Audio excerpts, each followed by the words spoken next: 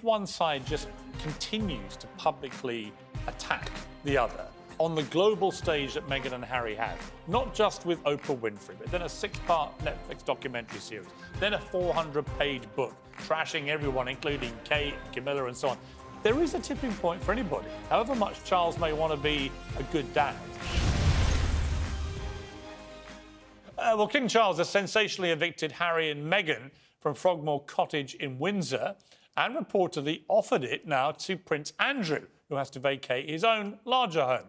Well, the Duke and Duchess of Sussex were given the cottage as a wedding gift by the Queen in 2018 and will now be left without a home in the UK after Buckingham Palace served eviction papers. Tonight, a spokesman for the couple confirmed the Sun's bombshell scoop by saying they have been requested to vacate the property. Well, Kevin Maguire's still with me. I've been joined now by talkTV contributor Esther Krakow and historian and author Tessa Dunlop. Well, so, Kevin, this is one of those scoops, great scoop by the Sun this morning. And completely true, it turned out. They have indeed been kicked out. They've been evicted. Yeah, there's a new sheriff in town, and he's going to be the Iron King.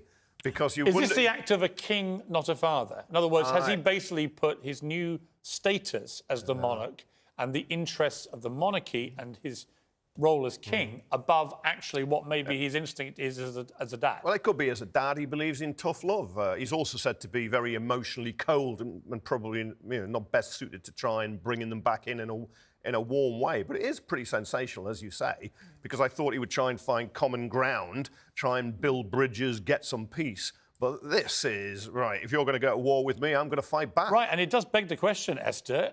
Coronation coming up in early May, only a few weeks away now. Invitations apparently going out next week, 2,000 of them. I mean, I would put good money now that there'll be no invitation heading its way to Montecito in California. I think so too. Look, I was very sceptical when I saw this because I thought the palace just asked them to take the rest of their belongings and strip it back to Montecito. But the fact that they've actually been given a formal eviction notice is very clear. You're not coming back. There are no warm sort of olive branches being extended to you, if that's a thing. And it's really quite scathing, actually. Can you imagine just being evicted by your own father? It is, but I've just written a column for The Sun about this. And, you and I, Tessa, we've argued about this. But putting aside our different opinions about them as people, there does come a tipping point in any feud of this nature where if one side just continues to publicly attack the other on the global stage that Meghan and Harry have, not just with Oprah Winfrey, but then a 6-part Netflix documentary series, then a 400-page book trashing everyone, including Kate and Camilla and so on.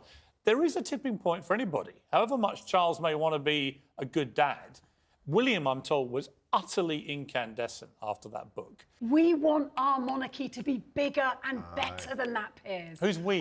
We, Great Britain. No, we want renegade, wants our royal cake and eat it royals who've been treacherous to stay in California and actually sink or swim by being Meghan and Harry, not the Duke and Duchess of Sussex. But it looks like you're getting what you want, because actually this wasn't, as somebody said this morning, Frogmore Cottage, just a place where they lay their heads. It actually came with the umbrella of security that you get as being part and parcel of please. Great All right, let me ask you about that. And they're obsessed with that, and they've had their police protection rescinded elsewhere. They're so obsessed about privacy and security. So they won't come now anymore. Hang on. You've got what you want. Let me respond to you.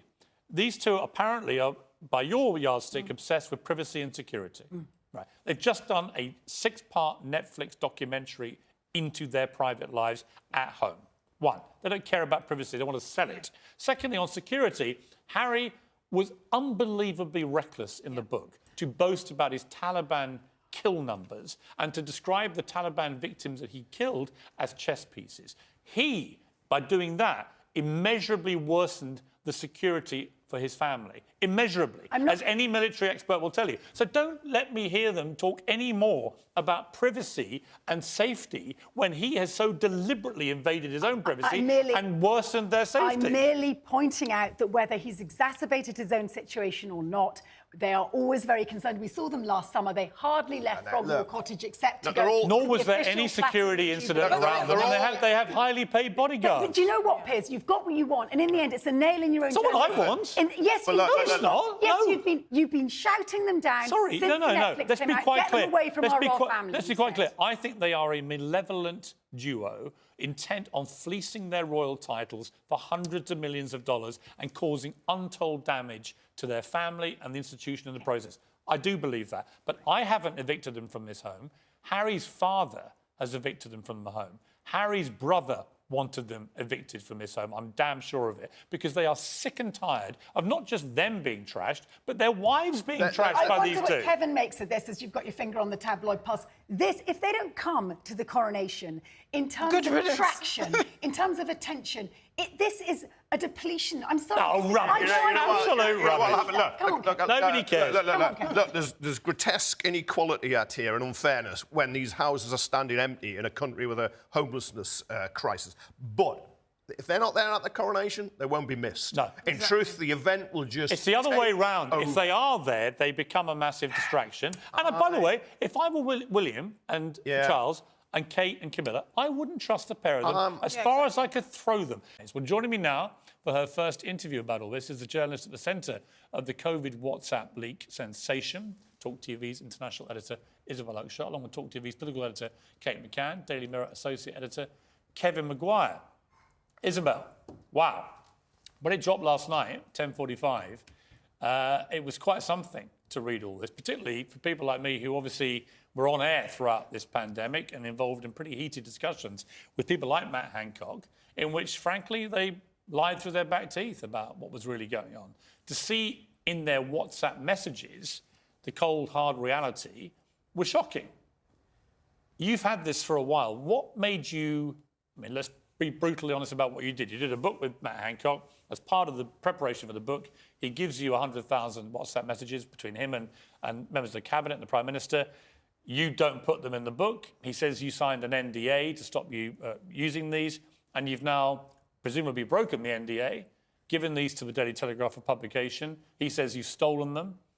Blah, blah, blah. What is your reaction to all this? Well, first of all, Piers, I'm very aware of how robustly you fought for public accountability from our politicians during this period. I can tell you that your name does crop up in some of these messages. I would hope so. I'm sure we'll come to that later in the week. Look, you mentioned in your introduction the absolute farce that is the public inquiry arrangement so far. This public inquiry, if you look at the terms of reference, I could spend a year on each one of about the 30 things that they have been asked to consider. The judge, who is somebody of the highest integrity and has a great reputation, no doubt will want to do justice to every one of those things. She's not been given a deadline. So the reality is that this inquiry, which I think is absolutely critical, will likely not come up with any conclusions left to the government's own devices, perhaps for at least a decade or more. Now, we could have another pandemic next month, next year. Who knows when the next one is coming? We cannot afford to wait for a decade or more for answers as to what was really going on. So this resource that I had is an extraordinary way to quickly get to the truth of what really happened, why crucial decisions were made that affected millions of lives, that millions of people are still paying the price for today, without us having to be fobbed off with an inquiry which I'm afraid is most likely going to end up, for the best intentions of everyone involved, being a whitewash. So Lord Bethell, who was a health minister at the time, has told Tom Newton-Dunn for his show tonight on talkTV, Isabel Oakeshott has no idea what went on in those rooms. She hasn't seen the papers. She's just seen a few WhatsApps from around the edges. She's fooling herself if she thinks that's really given her an insight. What she's taken is a bunch of fluff that was in transient, I think that means, WhatsApp messages, and pretended that it's substantive insight into the evidence-based decision that's been made. It's simply not true. It's a confection, and quite frankly, the Telegraph should be ashamed of themselves. I mean, what an embarrassing and pathetic and lame defence from Lord Bethell there. I imagine Lord Bethell's rather nervous because he is one of the most indiscreet people in these WhatsApp messages, highly revelatory. For him to dismiss them as a few WhatsApp messages, which I heard him say this morning, the entire volume of this is almost 3 times the size of the Bible. It's not a few messages. And the reality is that the WhatsApp groups were used routinely, minute by minute, to communicate critical decisions. And by the way, there is an argument they should be public record, right? I mean, in America, let me every add- communication like this with the Prime Minister, with the President, would be public record. So you can't do private Let me messaging. add that if he's saying that this is a partial account, I am all ears for the rest of it, and I'm sure that the nation let me would be just very grateful if all the WhatsApps from every minister involved were released now. Your position there is that this is in the public interest. 100%. But let me just ask you, to the specifics which Hancock has said by way of response, did you sign an NDA which pledged not to use these messages? Yes. So you've deliberately broken that. I have, in the public interest. And there could be legal consequences I for think you. the public interest is overwhelming. Whenever you break a big story which is in the national interest, and I've done a few of them, it can be a rocky road, it can be a bumpy ride. Look, I know that I'm going to get a few knocks over this. I'm prepared to do this because I think that the national interest is so utterly compelling. Another difficult question. The cynic would say, well, hang on, you've just done this memoir with this guy, which has enriched him, right? And in the memoir, you say that he's very persuasive and, you know, you thought he had good arguments and so on. Not a sign now of what you're now saying about it. And a cynic would say, well, come on, Isabel, you did this memoir with him. Why weren't you more honest? If you really felt this way, why not just pull away from writing the book with him and expose all this at the time, rather than allow this sham of a book to come out? No, it wasn't a sham. Well, he glossed over everything and made him out to be some kind of hero. I think that's quite unfair. I don't know whether you've read every word. I couldn't get through all of it. Well, even though it was so beautifully written by me. Actually, judging by the sales figures, nor did most people. I'm really happy. But my point being that... I'm really happy to address that question. Yeah, go on then. Because I think it is an important one. And the reality is I would, of course, not have put my name to anything that I thought was an untruth. The other reality is that there are nearly 3 million words in these WhatsApp messages. I was working on this book against the clock. It was a phenomenal effort. It was twice the length of any normal political book. It was simply impossible to go through every line of those WhatsApp messages. And of course, equally, the book is Matt Hancock's diary. It's his truth. When did he know that you'd done this? Late last night. Wow, when everybody else did. Yeah. Did you have any compulsion at all about frying a contact like this, someone you've written a book with?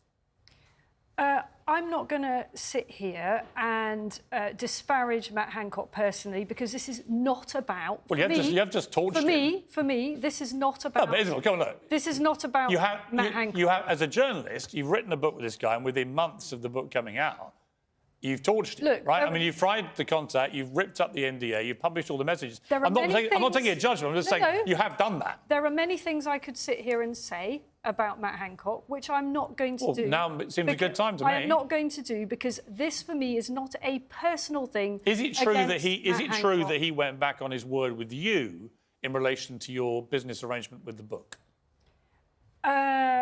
I don't want to get into that. He certainly undertook to do an interview with talkTV, which was very important to me as international editor of talkTV. He reneged on that. It's, of course, not the reason why I did this. I cannot emphasise enough, this is not personal against Matt Hancock. I can see many good qualities in him. We had a good working relationship, by and large.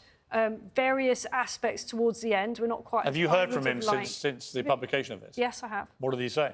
I received a somewhat menacing message at 1:20 in the morning. Saying? I'm not going to repeat what was in the message, but yeah. You say menacing. What was... Well, I think you can easily surmise whether Matt Hancock is my friend at this point. Well, I'm sure he's not, but I mean, what does menacing mean? He threatened you? Or...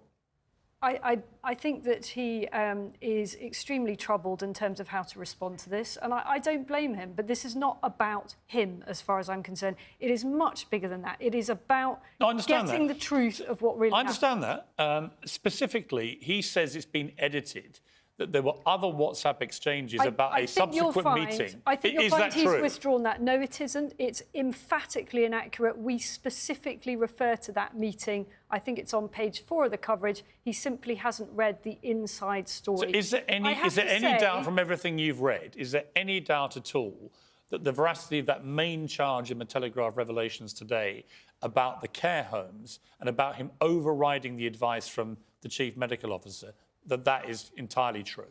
There's no doubt in my mind that what the Telegraph have printed today is an accurate reflection. The Telegraph has been exceptionally careful not to selectively quote from these messages. Look, they're not daft. They know that that would be a very easy stick to beat them with. So they have been very careful. Also, the Telegraph doesn't overclaim for any of this. Of course, we know there are other people whose conversations we don't have access to.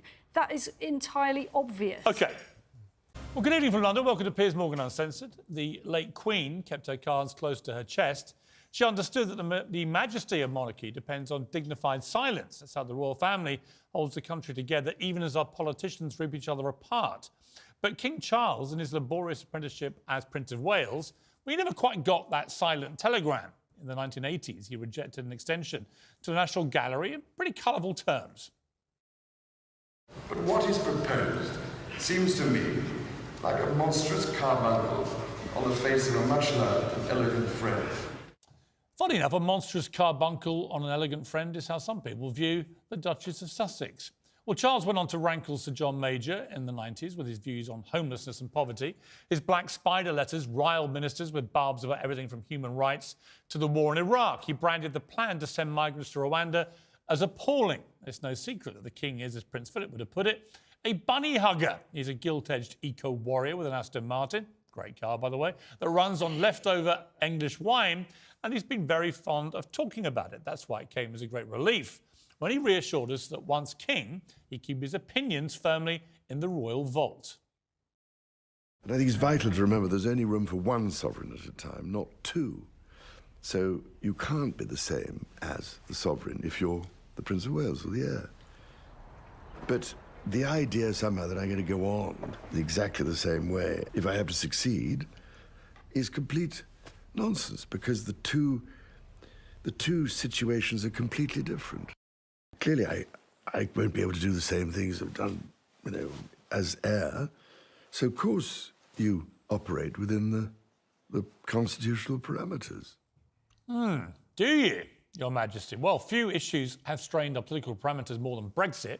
It's toppled governments, ended careers and turned our political parties inside out. The Northern Ireland problem has been the most vexed of the lot. The whole future of the United Kingdom could rest on the Prime Minister's ability to flog his New Deal to the arch-Brexiteers and the Irish Unionists. So the King's decision to host EU President Ursula von der Leyen at Windsor Castle yesterday has rattled cages. Frankly, it smacked of a blatant attempt to strong-arm Unionists and Brexiteers, who are also passionate royalists, into backing Sunak's deal. It's even called the Windsor Framework. And tonight, the DUP's Sammy Wilson launched an astonishing and predictable broadside against Charles's involvement in the deal, claiming it puts the future of the entire monarchy at risk. I don't know whether it was his choice or whether the government persuaded him to do it, but I think it's a very, very dangerous position for him to have taken. It is a bad decision, and if he keeps going down this route and politicising the monarchy, then the status that his mother had, he will never acquire, and he will put the monarchy, in my view, in jeopardy, because people will simply see it as a partisan rather than a national institution. Well, this debate will only intensify. Next month, the King's first state visit as monarch will be to France and Germany, the great power brokers of the EU, and not a traditional pilgrimage to the Commonwealth. It's a far cry from the Brexit dream of global Britain, with trade deals burnished by royals voyaging on a new royal yacht. We don't know whether Rishi Sunak is wielding the king to get Brexit done, or if the king himself was itching to get involved. But just as the future of the Union could hinge on Northern Ireland, the future of the monarchy actually could hinge on the king keeping his vow to be silent about politics and keep his nose out of it. It's in everyone's best interest, I believe, if he does that. Well, joining me now is historian Sir Anthony Selden, journalist and friend of the Queen Consort, Petra Wired, and author of The Windsors at War, Alexander Lama. Welcome to all of you. Alexander, let me start with you. It just struck me that this is very good for Rishi Sunak. If you're trying to get your deal through, positioning the new monarch of the United Kingdom as somehow supporting all this is great politics, great optics. It's not so great, though, if you're King Charles, in my estimation, and you want to make a statement about impartiality, which is what his mother was, of course, renowned for. Well, what I think is very interesting is that the call didn't come from 10 Downing Street to bring in King Charles for the meeting with Ursula. it was from Buckingham Palace. Do we know that? We do know that. Right. It was said yesterday, but this is from Buckingham Palace, not from Downing Street. Which is really, to me, even more problematic, to quote the word of the millennium. I think it's deeply problematic because I think that what essentially King Charles is saying is, no, I'm bored of being on the sidelines. I want to go into the centre. I want to have my voice heard.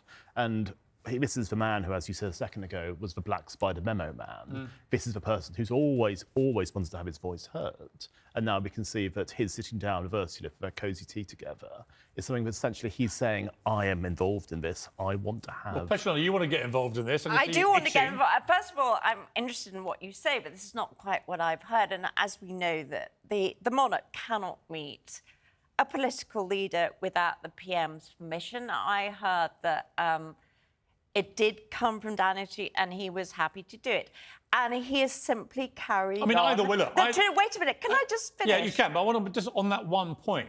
I think either way, the fact is he did it. So whether it came originally from Downing Street... Charles has been around a long time. Here's my point, though, before you finish. My point is, it doesn't really matter, actually, to the optics. The optics are, he did the meeting. Yes. And this, in my opinion, Petrona, it flies in the face of his vow not to get political. No, it hasn't. It hasn't, because he cannot avoid meeting political leaders and hosting them. His mother hosted monstrosities. She hosted Robert Mugabe. She hosted Nicolae Ceausescu. That's very different. It's not very different. I'll tell you You're why. implying that Charles, by hosting Ursula von der Leyen, is somehow sanctioning a pro-EU... I'm saying if he does it on the very day that the British Prime Minister announces his new proposal... He didn't have any choice in the matter. Of course he did. He doesn't have to do it. If he'd refused to do it, then there would have been a constitutional All right, well, let's scandal. talk to the... It's all kicking off just in the breaks here. Well, welcome back. It's day 2 of the sensational lockdown leaks, which have piled pressure on disgraced former Health Secretary Matt Hancock. Today's files reveal then Education Secretary Gavin Williamson, the man who was fired 3 times. Imagine how bad you've got to be to achieve that accolade. He blasted teaching unions for looking for excuses not to work during the pandemic. Hancock called them absolute arses, which is pretty ironic coming from him. Well, tonight I can reveal what an absolute arse Hancock and his own top team were about me. Quite extraordinary, this. First, in May 2020, I got COVID symptoms and I took a COVID test. And so I tweeted this to say, look, until I get the results back and I get the all clear, I can't do Good Morning Britain. Hancock immediately tweeted his team with an opportunity. He wrote to them saying, tempting as it is, I probably shouldn't comment on this, but a few colleagues pointing out kindly that he can only have a test because of the ramp-up of testing in the past week would be good. So beneficial for him if he wished me well. An advisor wrote, you should tweet him best wishes, totally straight, wish him all the best and hope he's OK. Be really classy and then get others to point out how classy you're being. And that's exactly what Matt Hancock did. If you test positive, I sincerely hope it's mild, he tweeted me publicly. And other people praised him for being so classy. And that wasn't his intention at all.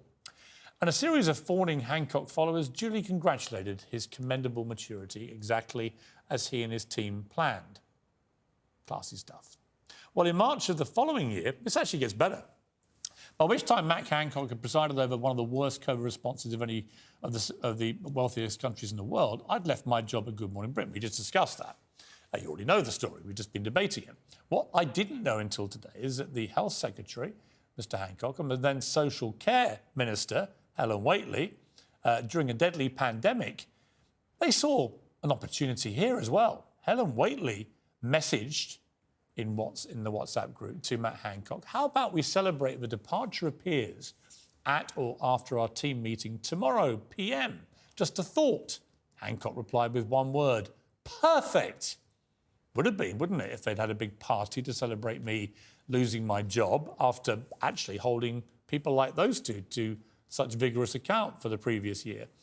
Only one problem. If they did have that party, we don't know. Lockdown restrictions at the time would have meant that that kind of party to celebrate me losing my job would have been strictly prohibited, illegal. And the people that made that law would have been them. Well, joining me now is our very own Isabel Oakeshott, who got that sensational scoop. talkTV presenter Richard Tice, who probably has known about the scoop longer than most of us. And political journalist Ava Santina is still with us, struggling with, I think, is a burgeoning cold, which, if you give it to me, means you won't be back on the show for at least 6 calendar months. Neither will you, by the looks of how unwell she is. Obviously not COVID. Fascinating little insight, just involving me in these things, not significant by any means compared to all the other significant stuff, but interesting into their mindset about how they just were spinning everything and how jubilant they were to get someone who was calling them out on all of their nonsense repeatedly, getting what they saw as his due comeuppance. I mean, I did a search for your name today, Piers, and I have to say that there were so many mentions of you that I had to give up trying to pull them all out. Look, they were, frankly, obsessed by you. They were continually wondering what to say to you to keep you in the place that they wanted you to be. They were worrying about the extent to which you were challenging them. You and I differed over what you should have been challenging them on. Where we did agree is that they should be held to account. Right. And they didn't like that. And they were absolutely overjoyed when you left your job. I also found, Richard, that the one about COVID, I mean, at that time, COVID was still, this is very early on in the first wave. You know, one of my Good Morning Britain colleagues, Kate Garraway, her husband, was critically ill and remains so from COVID. So it was no laughing matter for us if somebody got COVID in their 50s at the time with no vaccine. So I was pretty concerned. Actually, it turned out I didn't have it then. I did get it the following year, but I didn't have it when I feared I might, and when it was really scary, you know. Certainly I wasn't laughing about it. This was a pretty serious moment. And yet the way they reacted even to that, pretty callous. But that's what we know, is that actually they were laughing about lots of things at a time when they had successfully terrified the nation. And in those first few weeks, no one knew what was really going on, but they seemed remarkably relaxed about it. That was sort of May 2020. And the idea that they could be wasting time in the nicest possible way, Piers, thinking about you, they should have been focusing on the science. What's the latest data? What are the right decisions to make? What are we getting right? What are we getting wrong? What do we need to change? They shouldn't be focusing about any individual at all.